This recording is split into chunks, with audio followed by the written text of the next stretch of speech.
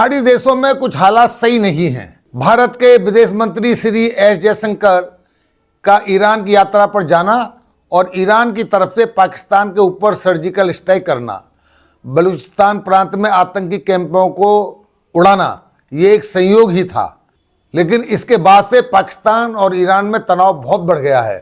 पाकिस्तान ने जवाबी कार्रवाई की और ऑपरेशन मार्गवार समाचार चलाया और गुरुवार को ईरान के सिस्तान और बलूचिस्तान में आतंकवादी ठिकानों पर हमला किया। यहाँ पर श्रोता थोड़े से कंफ्यूज हो सकते हैं कि दोनों ही आतंकवादियों पर हमला कर रहे हैं, ईरान भी और पाकिस्तान भी। मित्रों, पिक्चर बिल्कुल साफ है।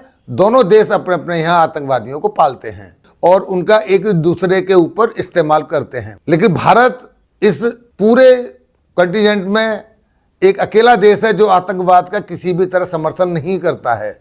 यही हम लोगों में, यही हमारे देश में और इन देशों में अंतर है। अब आपको पाकिस्तान से लेके मध्य एशिया तक में क्या हो रहा है, इसके क्या नतीजे आने वाले हैं, ये विस्तार से जानकारी दी जाएगी। जी हाँ दोस्तों, मैं हूँ योगेश शर्मा और आप देख रहे हैं सत्यवाणी हिंदी का खास कार्यक्रम। आपसे अनुरोध है मित्रों कि चैनल सब्सक्राइब करें और लाइक करें। पाक और ईरान के बीच ये पहली झड़प नहीं है दोस्तों।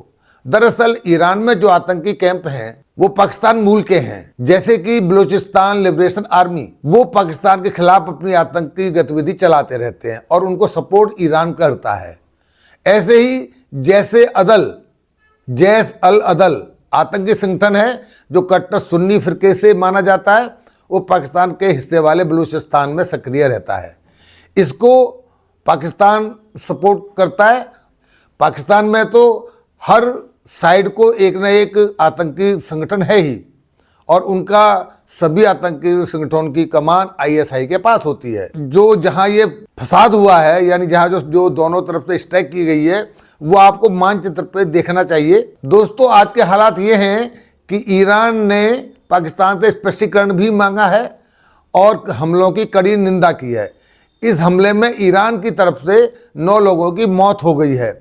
आपको ये तो पता है कि आतंकियों की जन्नत पाकिस्तान कभी भी अपने यहाँ हुई सर्जिकल स्ट्राइक का ब्यौरा मीडिया में नहीं आने देता है। आपको याद होगा जब भारत ने सर्जिकल स्ट्राइक की थी तो उस एरिया को ही पाकिस्तान ने मीडिया से दूर कर दिया था। वहाँ किसी भी मीडिया को काफ़ी दिनों तक जाने नहीं दिया था ताकि पूरे विश्व के आगे पाकिस्तान के जो आतंकवादियों का खुलासा न हो सके। संयुक्त राष्ट्र ने लगभग 150 आतंकी संगठनों व आतंकियों को जिनका ताल्लुक सीधा पाकिस्तान से है उनको ब्लैकलिस्ट किया है। लेकिन ऐसा माना जाता है कि अभी भी 44 ऐसे आतंकी संगठन हैं जो पाकिस्तान में पल रहे हैं और वो एक्टिव हैं और कभी भी विश्व में कहीं भी बड़े हमलों को अंजाम दे सकते हैं। ईरान की एयर स्ट्राइक पाकिस्तान में ही नहीं हुई है।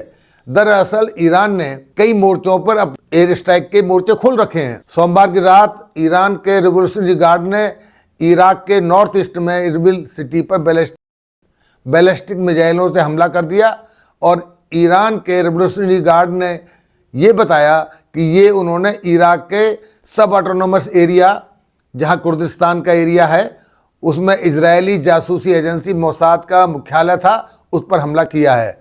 हालांकि कुर्दिस्तान क्षेत्रीय सुरक्षा परिषद के अनुसार हमले में कम से कम 4 व्यक्ति मारे गए हैं और 17 लोग घायल हुए हैं। और सबसे कम उम्र की पीड़िता जो मात्र 11 महीने की एक बच्ची थी जिसने अभी पहला जन्मदिन भी नहीं मनाया था, उसको भी इन हमलों में मार दिया गया है। इराकी राजनेता मसान अल जबौरी ने एक्स पर एक पोस्ट में लिखा कि प्रमुख इराकी व्यवसायी प्रेशिया दियाजी और उनका परिवार उन मिसाइल अटैकों में मारे गए हैं जो उनमें से एक थे। इराकी कुर्दिश गवर्नर उमैद खौसनाव ने कहा यह एक आतंकी हमला है और एक अमानवीय कार्य है।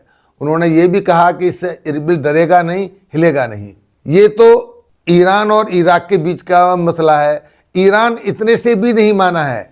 ईरान ने सीरिया पर भी अटैक किया है। ईरान रिवोल्यूशनरी गार्ड ने यह भी कहा कि उन्होंने सोमवार रात को सीरिया में इस्लामिक स्टेट के जो समूह के ठिकाने थे उन पर भी अटैक किया है। ब्रिटेन में स्थित Syrian observatory for human rights war monitor ने कहा कि सीरिया के उत्तर पश्चिम में शहर अलेप्पो में उसके ग्रामीण इलाकों में बम विस्फोट हुए हैं। और रिवोल्यूशनरी गार्ड ने यही कहा कि सीरिया में हमले इस महीने के आत्मघाती बम विस्फोट के प्रतिशोध में थे, जिसमें कि अमेरिका द्वारा जनरल कासिम सुलेमानी की हत्या की सालगिरह वहां मनाने गई भीड़ को निशाना बनाया गया।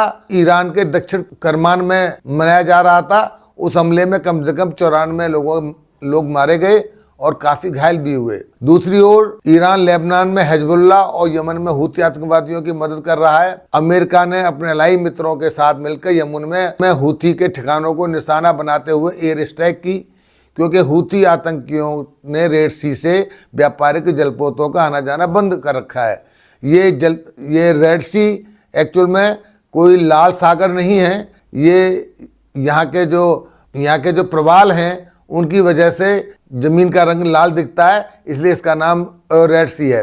कि भारत की ओर आने वाले, एशिया की ओर आने वाले सारे जहाज़ों को अब तक हूती गैंग 19 शिपों पर हमला कर चुका है।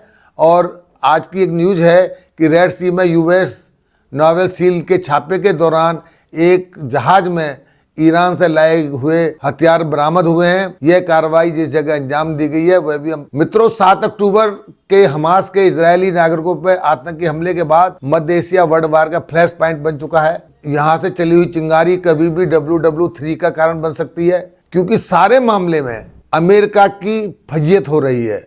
अमेरिका की इज्जत का बहुत बड़ा सवाल है, क्योंकि अमेरिका मध्य एशिया में थानेदार की हैसियत से रहता है। और अगर अरब फील्ड में अमेरिका से आगे बढ़ के कोई दूसरा आंख अगर दिखाए तो ये अमेरिका के वजूद को ललकारने के समान हो जाता है। आपने देखा होगा कभी कभी हमारे गली मोहल्ले के दादा किसी छोटे छोटे आदमी से अरे गहरे से भिड़ना नहीं चाहते हैं, क्योंकि अगर ऐसे भिड़ने में दादागिरी भी समाप्त हो सकती है। इसलिए अमेरिका वेट एंड वॉच की पॉलिसी अपना रहा है और ये पाकिस्तान को सहला रहा है। ऐसा माना जा रहा है कि पाकिस्तान को जो डोज मिल रही है वो अमेरिका की ओर से आ रही है। आज जो बाइडेन ने पाकिस्तान की बड़ी प्रशंसा की है। इस प्रशंसा के पीछे का राज समझिए, और ये कभी भी ये मामला आगे बढ़ेगा, क्योंकि ईरान भी इतना कमजोर या लल्लू पल्लू तो है नहीं कि आराम से पाकिस्तान को छोड़ देगा। अब हमें देखना है जहां अमेरिका की अंतर्राष्ट्रीय सेनाएं तैनात हों, अगर उस क्षेत्र में भी कोई देश अगर अमेरिका से आगे निकल जाए कार्रवाइयां करने में, तो ये अमेरिका के लिए भी बेइज्जती वाली बात होगी। ईरान हमास का भी समर्थन करता है, जो कि एक सुन्नी फिरके से हैं, और उधर हूती का और हिजबुल्लाह का भी समर्थन करता है। ये अमेरिका पूरा वर्ल्ड अच्छे से जानता है। अब ये चिंगारी कभी भी ईरान से भड़की हुई, पाकिस्तान से भड़की हुई कहीं गिरेगी, और शायद अमेरिका इसका मोहरा बनाएगा पाकिस्तान को। अगर ऐसा हुआ मित्रों, अगर पाकिस्तान के कंधे पे बंदूक रख के अगर अमेरिका वार करता है, तो फिर पाकिस्तान खत्म ही समझो। पाकिस्तान की पहले ही हालत इतनी खराब है कि वो किसी लायक तो बचा नहीं है। हाँ, कुछ डॉलर के बदले, ये पाकिस्तानियों को आदत है कि कुछ डॉलर के बदले वो अपना कंधा किसी को भी दे देते हैं, और उसके बदले में उसके बाद में जो इनके नतीजे जो निकलते हैं, अभी पीछे जो माल खाया था उसके नतीजे पाकिस्तान अब भोग रहा है। अभी भी कुछ पैसे मिल जाएंगे, उसके बाद जो स्थिति बनेगी पाकिस्तान की वो आप सब अंदाजा लगा ही सकते। दोस्तों, ये चैनल आपके लिए हर बार एक नई जानकारी लेके पेश होता है, और मेरी आपसे अनुरोध है कि आप चैनल सब्सक्राइब जरूर कर लें और लाइक करें, और नोटिफिकेशन बेल जरूर दबा दें, ताकि अगली आने वाली वीडियो सभी आपको मिलती रहें। धन्यवाद।